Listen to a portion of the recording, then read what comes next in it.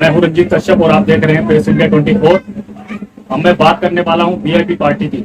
सबसे पहले आप ये वीडियो देखिए, उसके बाद आप खुद ही समझ जाएंगे कि मैं क्या कहना चाहता हूं।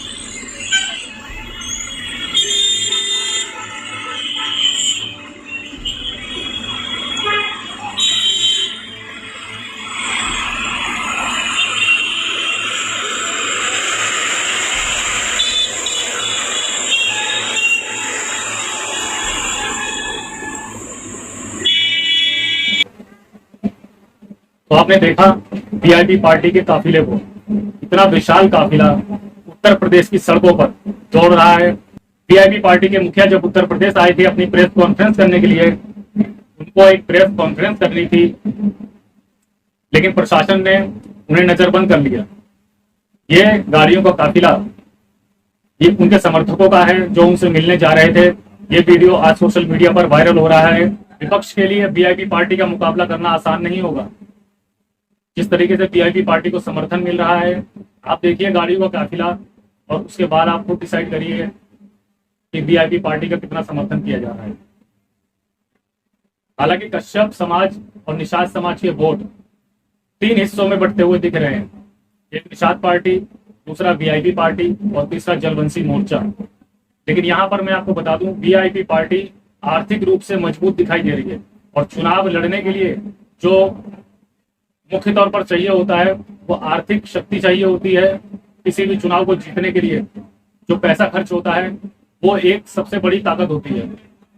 छोटी छोटी पार्टियां केवल पैसा न होने के कारण और धन का अभाव होने के कारण वो चुनाव में ठीक तरीके से प्रचार प्रसार नहीं कर पाते और उस तरीके से उनको लाभ नहीं मिल पाता। लेकिन यहाँ पर वीआईपी पार्टी जो आर्थिक रूप से बेहद मजबूत दिखाई दे रही है, आप उसके काफिले में देख सकते हैं गाड़ियों का कितना बड़ा काफिला है। सैकड़ों गाड़ियां सड़कों पर दौड़ रही है, वीआईपी का झंडा गाड़ियों के आगे लगा हुआ है। तो कुछ ऐसा नजारा देखने को मिला उत्तर प्रदेश की सड़कों पर। वीआईपी पार्टी से टक्कर लेना आसान नहीं है, शायद विपक्ष इस बात को समझ गया होगा। निषाद पार्टी के बारे में आपको बता दूं कि सबसे पहले आपको एक खबर मिली होगी कि वाराणसी में फूलन देवी की प्रतिमा लगाई जा रही थी, जिसको प्रशासन ने रोक दिया था और मूर्ति को जब्त कर लिया था। फूलन देवी की मूर्ति जब्त करने के बाद कश्यप, निषाद तथा और जो समकक्ष समाज हैं, इनमें काफी रोष बना हुआ है।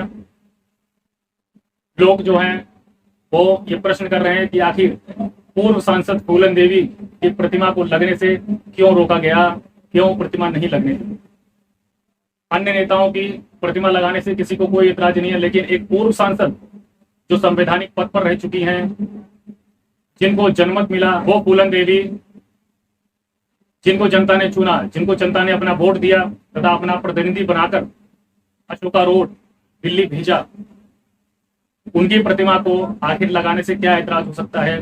क्या कारण हो सकता है कि फूलन देवी की मूर्ति को लगाने नहीं दिया गया और उसे जब्त कर लिया गया? क्यों उसकी इजाजत नहीं दी गई? तो ये सवाल तो उठना लाजिमी है। भाजपा की सरकार है उत्तर प्रदेश में, और भाजपा की सरकार में फूलन देवी की प्रतिमा को लगने से रोका गया, तो जाहिर सी बात है कि निशाना सरकार पर होगा।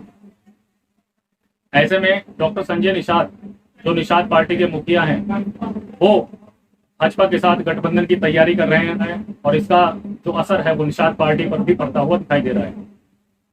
सीधे तौर पर आपको बता दें, लेकिन वीआईपी पार्टी जो इतनी मजबूती के साथ खड़ी हुई है, जो आर्थिक रूप से भी मजबूत है, और उनके मुखिया के पास एक संवैधानिक पद भी है, जो बिहार में मंत्री की पोजीशन पे हैं, उनकी ये पार्टी है। और इसका आप काफिला देखा आपने, मैं आपको दिखाया कि उत्तर प्रदेश में सड़कों पे जो काफिला देखने को मिला वो काफी लंबा चौड़ा काफिला था, काफी उसमें गाड़ियां थी, जिस पे वीआईपी के झंडे लगे हुए थे। शायद ये कोई आसान नहीं है इतनी प्रसिद्धि हासिल करना, जो वीआईपी पार्टी ने इतनी जल्दी उसको कवर करके दिखाया है। अभी कुछ ही साल पुरानी ये पार्टी है, और इसने बिहार में जिस तरीके से बहुमत लेकर सरकार बनाई और मुकेश साहनी ने मंत्री पद को हासिल किया, संवैधानिक पद पर गए, तो ये कोई आसान बात नहीं है किसी पार्टी के लिए जो 2 या 3 सालों में इतनी तरक्की कर जाए। और उसके बाद में उन्होंने उत्तर प्रदेश में एंट्री की, और एंट्री भी जोरदार हुई। तो इसमें कोई शक नहीं है कि मुकेश साहनी इस समय बराबर की टक्कर देने वाले हैं, और उत्तर प्रदेश में विपक्ष के पसीने छुड़ा देने की तैयारी कर रहे हैं। वीआईपी पार्टी पूरी तरीके से चुनाव लड़ने की तैयारी कर चुकी है, निषाद पार्टी भी पूरी तरीके से तैयार है। हालांकि मैं आपको बता दूं कि निषाद समाज और कश्यप समाज का जो समर्थन है वो दोनों पार्टियों को है, वीआईपी पार्टी को भी है और निषाद पार्टी को भी है। लेकिन निषाद पार्टी पुरानी है। निषाद पार्टी के मुखिया डॉक्टर संजय निषाद ने जमीनी स्तर पर इतनी मेहनत की है, और पार्टी ने जो है समाज के लोगों को जगाया है, जमीनी स्तर पर जा जाके लोगों को जगाया है, उनका भरोसा जीता है। आज डॉक्टर संजय निषाद भले ही भाजपा के साथ गठबंधन कर रहे हो, उसका कोई भी कारण हो सकता है, शायद ही उनकी मजबूरी हो, या एक समाज के वोट से उनकी सरकार नहीं बन पा रही, उनको दिख रहा है कि एक समाज जो है उसके सपोर्ट से मैं सरकार नहीं बना पाऊंगा, तो हो सकता है वो इसलिए भाजपा से गठबंधन कर रहे हो। लेकिन डॉक्टर संजय निषाद ने जिस तरीके से समाज के लिए मेहनत की और निषादों को जगाया, आज मैं बता दूं कि जिस समय उन्होंने निषाद पार्टी की स्थापना की थी और निषादों ने इसका जम के समर्थन किया, निषाद समाज के लोगों ने जम के समर्थन किया। डॉक्टर संजय निषाद उस समय निषाद समाज की अगुवाई कर रहे थे, और पूरा समाज उनके पीछे चल रहा था, और आज भी उनके पीछे चल रहा है।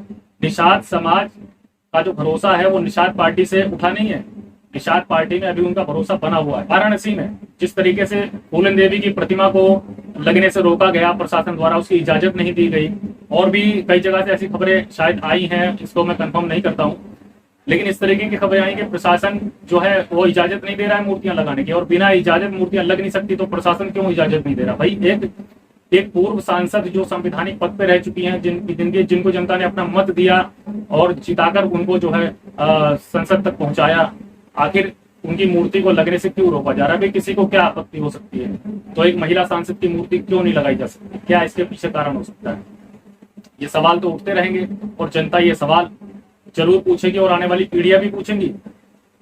किसी को क्या समस्या हो सकती है? एक महिला जो कि संवैधानिक पद पर बैठी हो, जो सांसद रह चुकी हो, उनकी प्रतिमा से किसी को क्या दिक्कत हो सकती है? क्या उससे समस्या हो सकती है कि एक महिला की प्रतिमा कहीं लगा दी जाए, तो उससे क्या दिक्कत हो सकती है? लेकिन वीआईपी पार्टी ने जिस तरीके से घोषणा की थी कि हम फूलन देवी की मूर्ति को लगवाएंगे, और उन्होंने 18 विधानसभाओं में ये मूर्तियां लगाने का फैसला किया था, और मूर्तियां उसके बाद वो लगा नहीं पाए, प्रशासन ने उनको इजाजत नहीं दी। और मैं आपको बता दूं कि ये जो चीज है ये वीआईपी पार्टी के पक्ष में जा रही है, क्योंकि निषाद और कश्यप समाज के लोग जो हैं इस बात से खफा हैं। शायद निषाद पार्टी से भी कटेगा ये वोट, और वीआईपी पार्टी के पक्ष में जाने वाला है, क्योंकि वीआईपी पार्टी की इसमें कोई गलती नहीं है। उन्होंने प्रतिमा लगाने के लिए कहा, लेकिन प्रशासन ने इजाजत नहीं दी, तो इसमें जो वीआईपी पार्टी है वो साफ हो जाती है, क्लीन हो जाती है, उनके ऊपर कोई दोष नहीं है। लेकिन ऐसे में उत्तर प्रदेश में भाजपा की सरकार है, और निषाद पार्टी जो है वो भाजपा की सहयोगी बन रही है, उसके साथ गठबंधन कर रही है। तो कहीं ना कहीं इसका असर निषाद पार्टी पर पड़ सकता है। इलेक्शन में, आने वाले इलेक्शन में, जो आने वाले चुनाव है उत्तर प्रदेश के अंदर, निषाद पार्टी पर इसका असर पड़ सकता है, उसके वोटों की संख्या पर असर पड़ सकता है। लेकिन वीआईपी पार्टी ने जिस तरीके से काम किया है, उसने प्रयास किया कि भाई मूर्ति ले जाके हम स्थापित करें, लेकिन प्रशासन ने उसको इजाजत नहीं दी। तो इससे देखते हुए समाज के लोग कहीं ना कहीं वीआईपी के फेवर में आ चुके हैं, कहीं ना कहीं वीआईपी को सपोर्ट कर रहे हैं। तो इसका असर आपको चुनाव में देखने को मिलेगा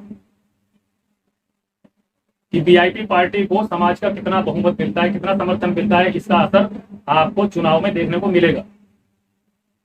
और ये सवाल समाज का हर व्यक्ति आने वाले समय में पूछेगा कि एक महिला सांसद की मूर्ति लगाने से क्या प्रॉब्लम हो सकती थी, क्या उससे जो है समस्या हो सकती थी, क्यों प्रशासन ने इजाजत नहीं दी।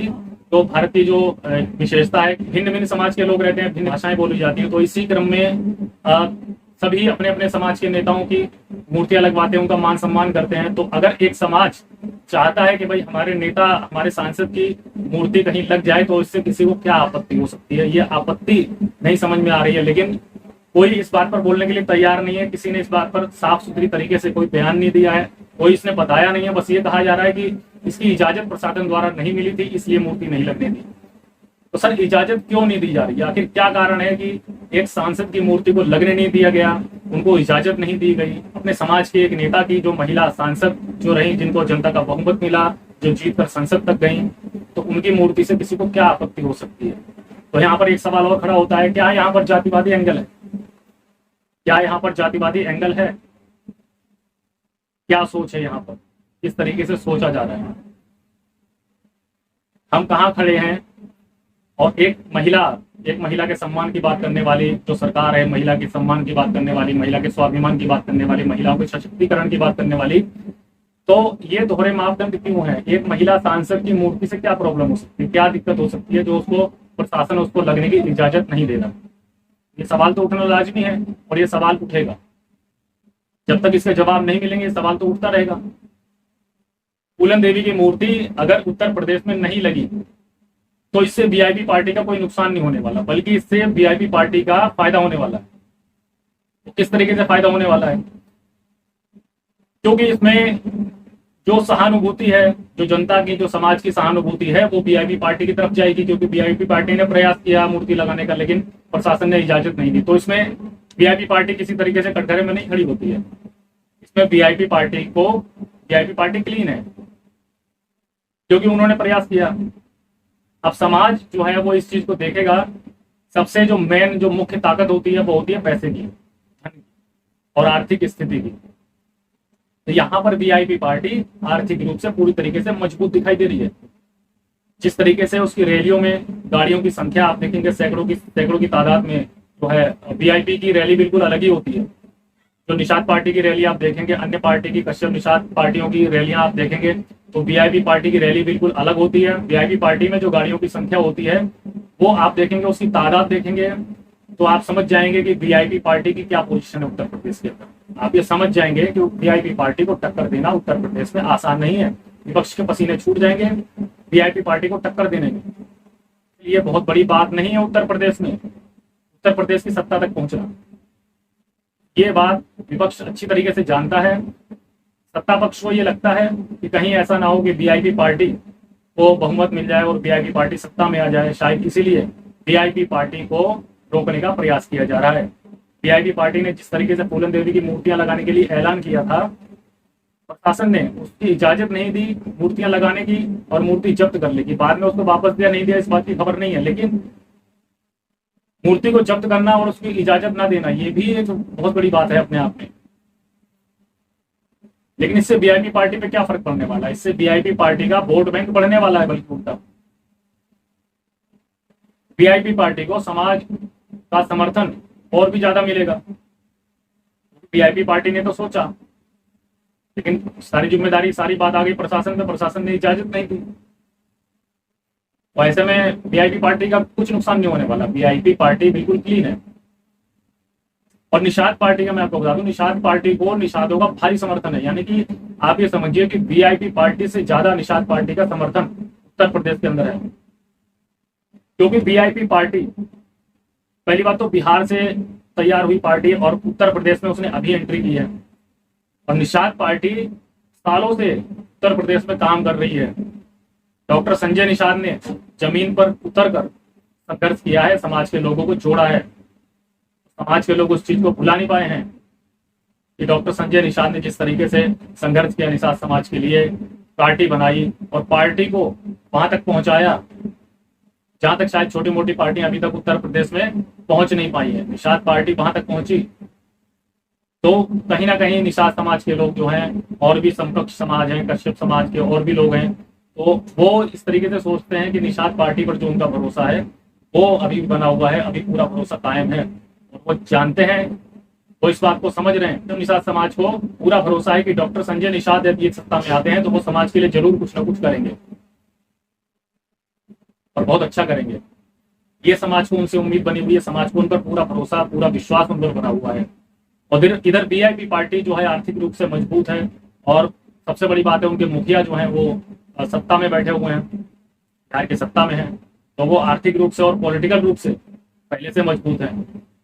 तो ये देखना पड़ेगा, ये बहुत बड़ी टक्कर जो है ये उत्तर प्रदेश के अंदर सत्ता पक्ष से दोनों पार्टियों की है चुनाव मैदान में, तो इनको टक्कर देना आसान नहीं होगा। हालांकि सत्ता पक्ष से निषाद पार्टी की टक्कर नहीं होगी, क्योंकि निषाद पार्टी को ऑलरेडी सत्ता पक्ष का दामन थामने जा रही है, यानी भाजपा का दामन थामने जा रही है, तो उनकी तो टक्कर नहीं होगी, लेकिन वीआईपी पार्टी बराबर टक्कर दे सकती है।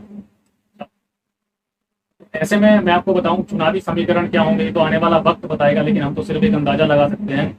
लेकिन मैं आपको बता दूं कि जो कश्यप निषादों की जो राजनीति है, जो पॉलिटिकल जो स्थिति है जो पहले चल रही थी, वो उससे आज की स्थिति बेहद अच्छी है और बेहद मजबूत है, क्योंकि इस तरीके से उत्तर प्रदेश के अंदर कभी नहीं हुआ। आप देखिए उत्तर प्रदेश के अंदर में मुख्य रूप से भाजपा, सपा और बसपा, यही बड़ी पार्टियां थी, इन्हीं का वजूद था। लेकिन आज हम देख रहे हैं कि आज राष्ट्रीय मीडिया भी आज जो है वीआईपी को दिखा रहा है, आज डॉक्टर संजय निषाद को दिखा रहा है, मुकेश साहनी को दिखा रहा है, निषाद पार्टी को दिखा रहा है, जलवंशी मोर्चा को दिखा रहा है। ये अपने आप में बहुत बड़ी बात है।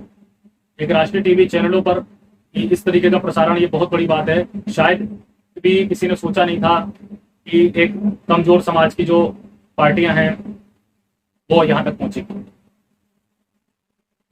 तो आज राष्ट्रीय मीडिया इनको कवर कर रहा है, ये अपने आप में बहुत बड़ी बात है। तो आप समझें कि आप ये समझें कि कश्यप निषाद समाज आज उस स्थिति में नहीं है जहां पहले था, और वहां से बहुत आगे निकल चुका है।